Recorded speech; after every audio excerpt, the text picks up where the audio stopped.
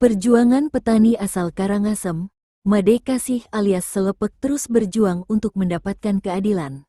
Kini Selepek memohon perlindungan hukum kepada lembaga DPD RI dan diterima oleh Senator Arya Wedakarna, AWK.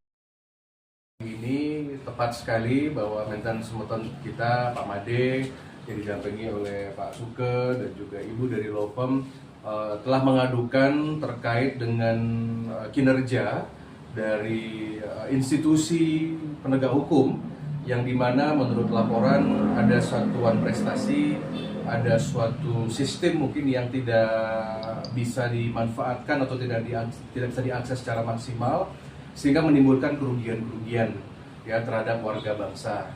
Maka dari itu kami selaku Komite 1 Bidang Hukum sudah mendapatkan penjelasan dan kemudian kita akan segera berkoordinasi dengan pusat yang mungkin juga mahkamah dan juga institusi terkait juga tidak memahami hal ini karena mungkin ada oknum-oknum ya yang bermain ya, ada mungkin mafia-mafia hukum yang bermain di bawahnya. Dan sesuai dengan semangat dari pemerintahan Bapak Prabowo Gibran sekarang, terutama bagaimana penegakan hukum tidak saja dari keputusan hukum tapi dari prosedur. Apa yang disampaikan oleh Pak Suke tadi selaku pengacara, beliau sebagai pengacara hebat lah dari Bali, saya setuju bahwa ada suatu norma-norma hukum yang harus ditegakkan. Ya, jika itu tidak berlangsung, jangan harap hasil atau luaran dari putusan hukum itu akan bisa sesuai dengan harapan masyarakat ya. Apalagi saya dengar ini prosesnya adalah proses kasasi yang memang proses kasasi memang memiliki suatu kekhususan di dalam keputusan yang ada. Dan ini momentum yang bagus untuk mendukung Mahkamah Agung Republik Indonesia untuk dapat lebih memposisikan dirinya sebagai lembaga penegak hukum yang mungkin citranya bersih dan lain sebagainya. Kami segera komunikasi dengan Komisi Yudisial, termasuk juga dengan hak-hak yang sudah tadi beliau sampaikan di hadapan kami. Ya, dan kita minggu depan masa reses berakhir dan segera ini akan kita jadikan agenda nasional ya, perjuangan dari semeton kita nih. Ya, dari Seraya Bang ya? Dari Seraya ke Karangasem. Ada lagi? Pas. Terkait ini apa arahan teknis terhadap masalah ini? Arahan teknis tadi Tiang sudah baca dokumen, ya dokumen sudah cukup bagus, komprehensif, lengkap.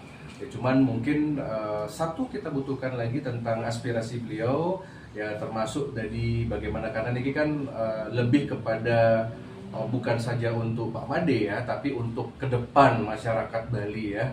Karena ini kalau ini dibiarkan, keputusan ini bisa menjadi jurisprudensi yang mungkin akan menjadi acuan hukum, tapi mungkin lebih banyak merugikan masyarakat. Karena ini sudah melanggar dari ranah privat gitu loh, sudah melawan aturan perundang-undangan yang memang proses itu yang lihat agak mencurigakan dari proses di bawah ya sampai masuk ke ranah pengadilan. Apalagi saya mendengar ada intervensi juga misalkan dari parlemen. Makanya Tiang kalau di DPD kan kami tanpa partai politik, kami kan independen. Nah segera Tiang masih meminta dokumen kelengkapan dari beliau. Setelah itu diproses dalam 1-2 hari ini kita agendakan dan kita atensi ya. Yang penting tetap semangat untuk berjuang ya untuk semuanya. Dan terima kasih tim law firm dari Pak Suke Wijaya yang hebat yang sampun menemani kaum Marahen ini untuk bisa sama-sama meraih keadilan. Dan DPD RI ada di belakang beliau untuk mengawal ya. Jadi bagaimana orang yang tidak ada hubungan keluarga, apalagi waris, bisa menyatakan silsilah orang itu palsu. Karena kalau ini diputus, dikuatkan oleh Mahkamah Agung dalam kasasinya, itu akan menjadi hukum, namanya jurisprudensi. Nanti presiden akan terjadi, orang belum tentu semua berniat baik. Kalau orang berniat jahat, dia akan gunakan jurisprudensi itu untuk menggugat orang lain, untuk mendapatkan harta. Itu yang akan terjadi.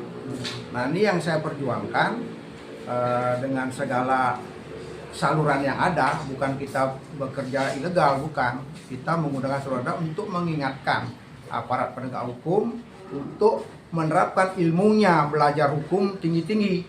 Tapi kalau begini caranya tidak usah sampai S3, doktor, apalagi gelar profesor, pangkat. Tidak perlu saya kira.